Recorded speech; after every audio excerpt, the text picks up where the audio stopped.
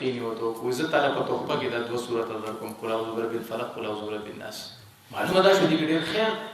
أو إذا دي بشان خير وبركة ولا سورتنا إن بتوراة وإن بإنجيل وديك الله رير بخير نبيا نبي السلام بدوران السفر كي السحر جمع وكرا السحر بجمع كي بنبي السلام مبدأ ده سورتنا بيه بعض سورتنا كي أول ما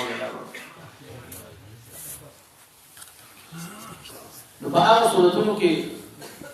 د سحر په مانځ کې باندې نبی اسلام وګړو د صورتونو ویل خو په دغه موقع باندې عقبه ابن عامر رضی الله عنه فرمایي چې نبی اسلام سار جمع ته مخکې شو نو په اول رکعت کې قل اعوذ برب الفلق وایو او په دویم کې قل اعوذ برب الناس وایو نو چې بیا کله روان شو نو ماته وې د څه وکړه چې ولي کته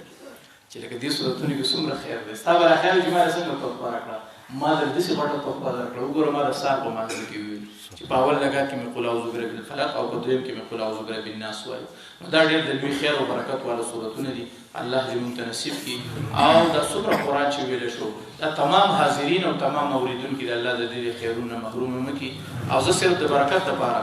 دا چې ختم شي چې بیا سره دوباره شروع کړي زه صرف د سورې فاتحه او د ابتدایي آیاتونو تلاوت وکم بس بیا ختم کوم بسم الله الرحمن الرحیم الحمد لله رب العالمين الرحمن الرحيم مالك يوم الدين إياك نعبد وإياك نستعين اهدنا الصراط المستقيم صراط الذين أنعمت عليهم غير المغضوب عليهم ولا الضالين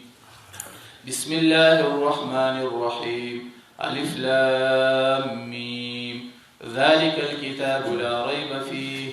هدى للمتقين الذين يؤمنون بالغيب ويقيمون الصلاة ومما رزقناهم ينفقون والذين يؤمنون بما أنزل إليك وما أنزل من قبلك وبالآخرة هم يوقنون أولئك على هدى من ربهم وأولئك هم المفلحون.